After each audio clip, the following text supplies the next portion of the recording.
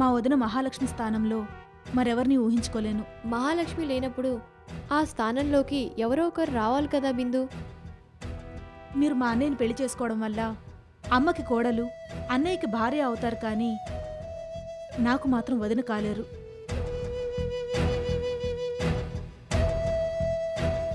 పంతాలకి పట్టింపులకి పోయి అన్నయ్య మరో పెళ్లి చేసుకుంటున్నాడే కానీ తను ఎంత పెద్ద తప్పు చేస్తున్నాడో ఇప్పుడు అర్థం కాదు. అయితే నన్ను ఈ పెళ్లి విత్డ్రా చేసుకోమంటావా? అది నిర్ణయించుకోవాల్సింది మీరు. అయినా మీరు ఈ పెళ్లిని విత్డ్రా చేసుకున్నా అన్నయ్య మరో పెళ్లి చేసుకుంటాడు. అలాంటప్పుడు మీరెందుకు ఈ పెళ్లిని క్యాన్సిల్ చేయాలి? Very good. ఈ విషయంలో నువ్వు నన్ను తప్పుగా అర్థం చేసుకోలేదన్నమాట. భలేవారే. మిమ్మల్ని మహాలక్ష్మి స్థానంలో ఊహించుకోలేను అన్నానే కానీ సాటి ఆడదానిగా మిమ్మల్ని నేనెప్పుడూ గౌరవిస్తాను. థ్యాంక్ యూ బిందు. ఇది చాలు. ఆ తర్వాత నువ్వే నన్ను మహాలక్ష్మి స్థానంలో చూస్తావు, మీ వదిలిగా ఒప్పుకుంటావు. నాకు ఆ నమ్మకం ఉంది. మీరా స్థాయికి ఎదిగితే నాకు అంతకన్నా ఆనందించదగ్గ విషయం మరొకటి లేదు. అయితే స్వీట్ తీసుకొని నన్ను విష్ చేయి. మీరందమైన వారే కాదు, తెలివైన వారు కూడా. Thank you. అయితే నాదొక రిక్వెస్ట్. ఏంటది? నీకు నన్ను వదిన అని పిలవటం ఇష్టం లేకపోతే భారతి అని పిలువు, అంతేగాని మీరు అండి అని మాత్రం పిలవద్దు. ఓకే? అలాగే భారతి. Very good. అలా ఉండాలి.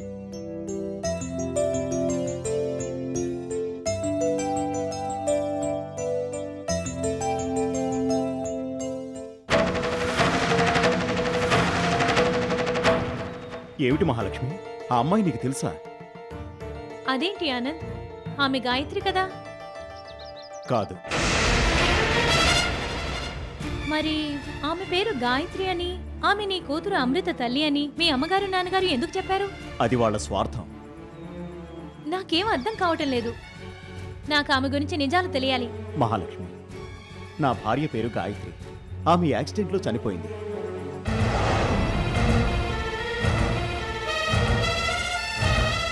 ఏంటి, నీ భార్య చనిపోయిందా? అవును. అమ్మ మీద బెంగతో అమృత మంచాన పడ్డప్పుడు నువ్వు సంధ్యాని చెప్తున్న అమ్మాయి నా తల్లిదండ్రులకు దొరికింది. దొరికిందా? అవును. తలకు పెద్ద గాయంతో రోడ్డు మీద స్పృహ తప్పి పడి ఉన్న సంధ్యను నా తల్లిదండ్రులు తీసుకొచ్చి వైద్యం చేయించారు. ఆమె ప్రాణాలకు ప్రమాదం తప్పింది గాని గతం ఆమెకు గుర్తులేదు.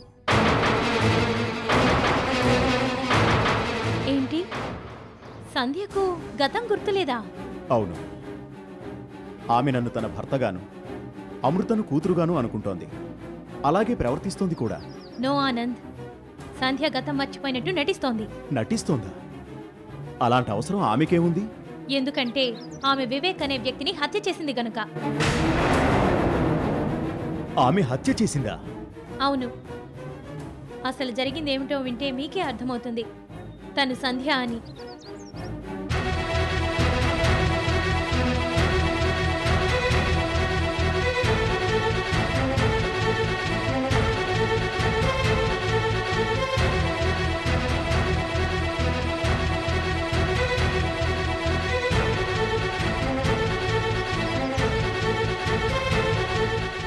ఇది జరిగింది.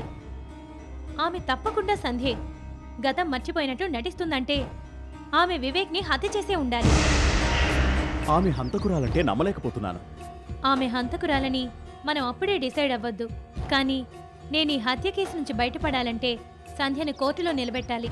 అప్పుడే నిజాలు బయటకొస్తాయి. ఈ విషయంలో మీ హెల్ప్ కావాలి. సహకరిస్తారు కదూ? అదేంటి మహాలక్ష్మి అలా అడుగుతావు? నీ స్నేహితుడిగా అది నా బాధ్యత. ఇక్కడే మనం తెలివిగా అడుగు వేయాలి. నన్ను సంధ్య చూసింది, నేను సంధ్యను చూశాను. తను గతం మర్చిపోయినట్లు నటిస్తోంది కనుక మీ ఇంట్లోంచి పారిపోయే అవకాశమే లేదు. ఆ అవకాశాన్ని మనం ఉపయోగించుకొని నిజాన్ని బయటకు లాగాలి. నేను ఈ హత్యా నేరం నుండి బయటపడాలి. తప్పకుండా. ఈ కేసు విషయంలో నా ఫుల్ కోఆపరేషన్ నీకెప్పుడూ ఉంటుంది. ఓకే? Thank you Anand. పద, నేను డ్రాప్ చేసి వెళ్తాను.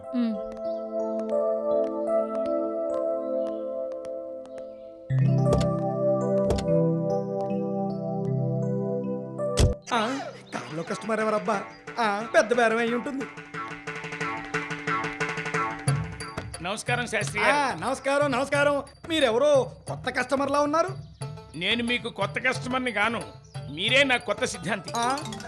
చిత్తం చిత్తం. ఇంతకీ తమరు వచ్చిన పని? మీ దగ్గరికి ఎందుకు వస్తారండి? పెళ్ళిళ్ళకి పేరెంటాళ్ళకి ముహూర్తాలు పెట్టించుకోవడానికి కదా. అది సంగతి.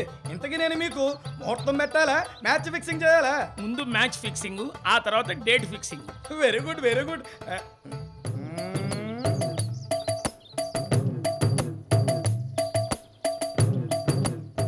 ఏమిటి అలా చూస్తున్నారు?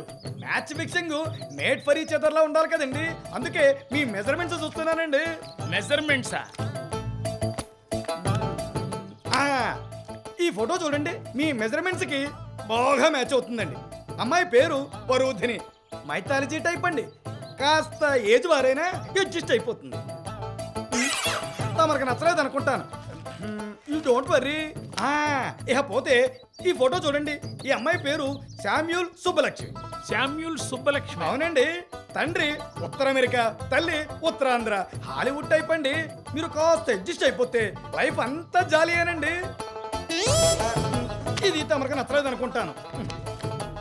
శాస్త్రి గారు, మీరు మ్యాచ్ ఫిక్సింగ్ చేయాల్సింది నాకు కాదు. మరి ఈ సంగతి ముందు చెప్పరే? మీరు నన్ను చెప్పనిస్తేగా.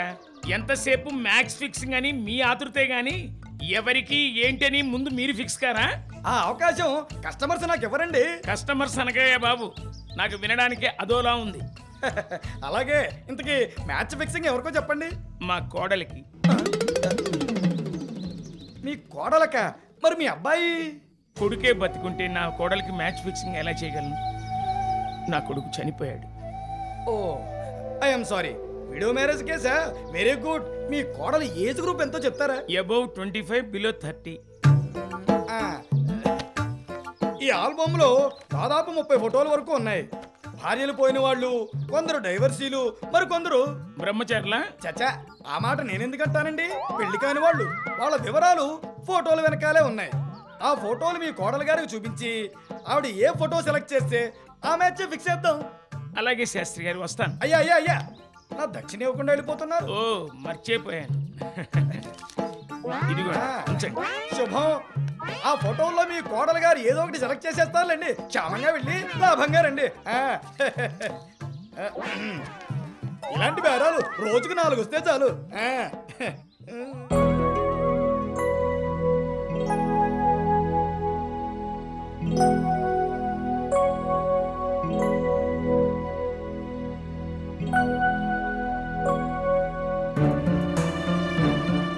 హాయ్ భాను, రా వచ్చి కూర్చో. ఏంటి చెప్పా పెట్టకుండా ఊడిపడ్డా? ఏంటి సంగతి? నీతో గొడవ పడాలనే వచ్చాను. నాతో గొడవ పడాలని వచ్చావా? అంత తప్పు నేనేం చేశాను? ఏం చేయలేదా? నిజం చెప్పు. ప్రస్తుతం నువ్వు కళ్యాణముడు విడిపోయి ఉంటున్నా ఏదో ఒక రోజు కలుసుకుంటారన్న ఆశతోనే ఉన్నాను. కానీ నీ జీవితం నువ్వే పాడు చేసుకుంటున్నావు. నేనేం చేశాను భాను? ఏం చేసావో నీకు తెలీదు? నీ భర్త నా ఇంటికి పెళ్లి చూపులకు వస్తే నీకు అన్యాయం జరగకూడదని నేను నీ భర్తతో గొడవ పడ్డాను. కానీ ఇప్పుడు నువ్వే దగ్గరుండి నీ భర్తకు మరో పెళ్లి చేస్తావని నీ కల్లో కూడా ఊహించలేదు. ఓ, ఆ సంగతి గురించా నువ్వు మాట్లాడేది? అవును, ఎవరో భారతి అనే అమ్మాయితో కళ్యాణముడు పెళ్లి నువ్వే ఫిక్స్ చేసావట. నేనేమీ ఆయన పెళ్లి ఫిక్స్ చేయలేదు భాను. అన్నీ అయ్యాకే భారతి నా దగ్గరికి వచ్చి నీ భర్తను పెళ్లి చేసుకోవాలనుకుంటున్నాను, మీ అభిప్రాయం ఏమిటి అని అడిగింది. అసలేంటి అమ్మాయి ఉద్దేశం? నిన్న మొన్న విడాకులు తీసుకున్నంత మాత్రాన ఇక మీరు కలవరనుకుంటుందా? లేక కలిసే అవకాశమే లేదనుకుంటుందా? నీ దగ్గరికి వచ్చి నీ భర్తను పెళ్లి చేసుకుంటాను, నీ అభిప్రాయం ఏంటని అడుగుతుందా? నా భర్తను నువ్వు పెళ్లి చేసుకోవడం నాకు ఇష్టం లేదని దాని మొహం మీద చెప్పలేకపోయావా? నేను అలాగే చెప్పుండేదాన్నేమో. కానీ భారతి వచ్చింది నా ఇష్టాలు అడిగి తెలుసుకుందామని కాదు, మరి నా భర్త మంచివాడా చెడ్డవాడా అని అడిగి తెలుసుకుందామని. కళ్యాణ్ రాముడు పెళ్లి చేసుకుంటే నీ బతుకు నాలాగే తయారవుతుందని ఆ భారతికి వివరంగా చెప్పలేకపోయావా? అలా చెప్పడం వల్ల ప్రయోజనం ఏంటని అడుగుతావేంటి మహాలక్ష్మి? బుద్ధున్న అమ్మాయి అయితే జాగ్రత్త పడుతుంది, ఈ పెళ్లి సంబంధం తప్పిపోతుంది. ఈ భారత్తో సంబంధం తప్పిపోతే సరిపోతుందా భాను? ఈ భారత్ కాకపోతే మరో సరిత, లేదా మరో కవిత, లేదా ఇంకో సుజాత. పేపర్లో యాడిచ్చాక ఎవరో ఒకరు నా భర్తను పెళ్లి చేసుకోవడానికి ముందుకొస్తారు.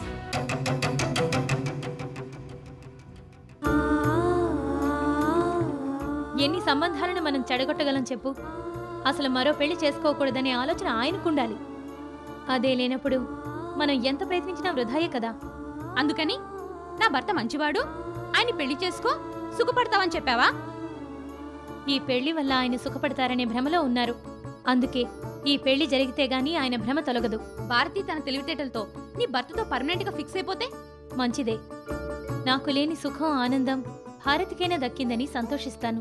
మరి ఇంత మంచితనం పనికిరాదు మహాలక్ష్మి. ఇది మంచితనం కాదు భాను, వాస్తవాన్ని ఎదుర్కోలేని పరిస్థితి నాది. అందుకే ఆయన దారికి అడ్డు వెళ్ళకూడదని నిర్ణయించుకున్నాను.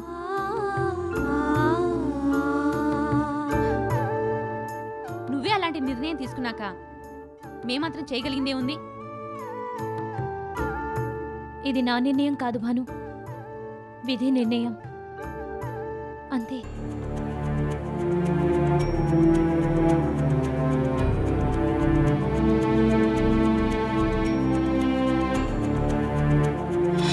నేనెవరో తెలియనట్టు మాట్లాడతావేంటి సంధ్య? పేరు కూడా మార్చుకున్నావా? నువ్వు ఆనంద్ భార్యవా? ఏంటి సంధ్య అలా మాట్లాడుతున్నావు? నేనెవరో నీకు తెలీదు?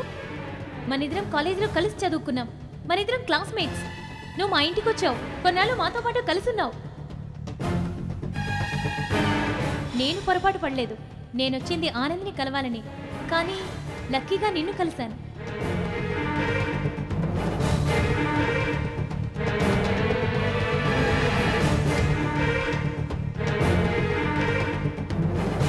ఆగండి, ఆ అమ్మాయిని మన ఇంటికి పంపించింది మీరేనా? ఏ అమ్మాయి? తెలియనట్టు అడుగుతారేంటి? ఆ మహాలక్ష్మి పంపింది మీరే కదా? నేనెందుకు పంపుతాను? అబద్ధం చెప్పొద్దు. మీరు నా భర్త కాదని, నేను మీ భార్యను కాదని, అమృత నా కూతురు కాదని, వీళ్ళ అత్తమామలు కాదని మీరు కట్టుకథ చెప్పారు. అది కట్టుకథ కాదు, నిజం. మాట్లాడకండి. మీ కథలు నమ్మేంత అమాయకురాలు కాదని మీకు ముందే చెప్పాను. మీరు చెప్పిన కట్టుకథ నిజమని నన్ను నమ్మించడానికి ఆ మహాలక్ష్మిని మన ఇంటికి పంపి నేను గాయత్రిని కాదు సంధ్యని ఆమె చేసి చెప్పిస్తారా? నిజంగా నువ్వు గాయత్రివి కాదు, సంధ్యవే. గాయత్రి విషయంలో పట్టుదలకి పోవద్దని ఎన్నోసార్లు చెప్పాను, అయినా నువ్వు వినట్లేదు. ఆయన వినరు మామయ్య, ఎందుకంటే ఆయనకి నేను అక్కర్లేదు. ఎవరండి ఆ మహాలక్ష్మి? ఆమెకి మీకు ఏం సంబంధం? ఏమిటి నువ్వు మాట్లాడుతున్నది? మహాలక్ష్మి నా స్నేహితురాలు. స్నేహితురాలంటే ఏ రకమైన స్నేహమో? ఎన్ని రోజులుగా సాగుతుంది ఈ నాటకం?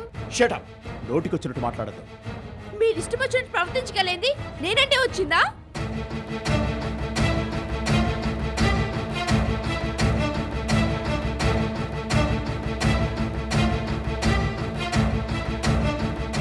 ఇన్నాళ్ళు మీరు నాతో ఎందుకు సరిగ్గా ఉండటం లేదా అని ఎంతో ఆలోచించేదాన్ని.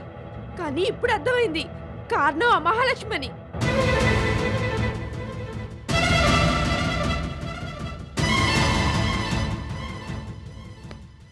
ఆగండి. మీరు ఆ మహాలక్ష్మితో సరదాగా ఉంటారో కులుతూ తిరుగుతారో నాకు సంబంధం లేదు. మీరు నాతో సరిగ్గా మాట్లాడినా మాట్లాడకపోయినా నేనే బాధపడను. కానీ నేను సంధినంటూ మరోసారి మహాలక్ష్మి మా ఇంటికి వస్తే మాత్రం నేను ఊరుకోను. మీ స్నేహాలు మిగతా వ్యవహారాలు ఇంటి బయటే పెట్టుకోండి, అంతేకాని ఇంటి వరకు తీసుకురావద్దు.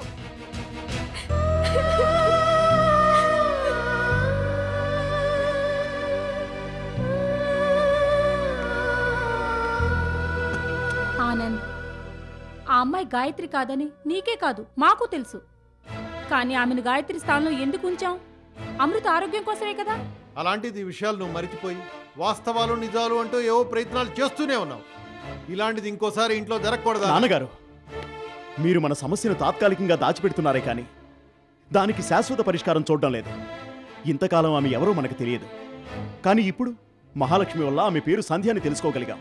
తెలిసిన తర్వాత కూడా ఆనంద్, అది మాకు అనవసరం. బయట ప్రపంచానికి ఆమె సంధ్య కావచ్చు, కానీ మాకు అమృతకు మాత్రం ఆమె గాయత్రియే.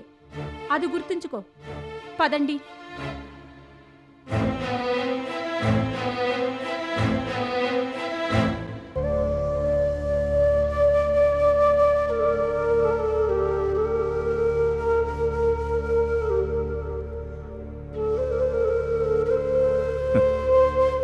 మగవాడనేవాడు పద్ధతిగా లేకపోతే ఇలాంటి అనర్థాలే వస్తాయి. చేతులు కాలిన తర్వాత ఆకులు పట్టుకున్నట్టుగా ఇప్పుడు పశ్చాత్తాపడి మాత్రం ఏం ప్రయోజనం?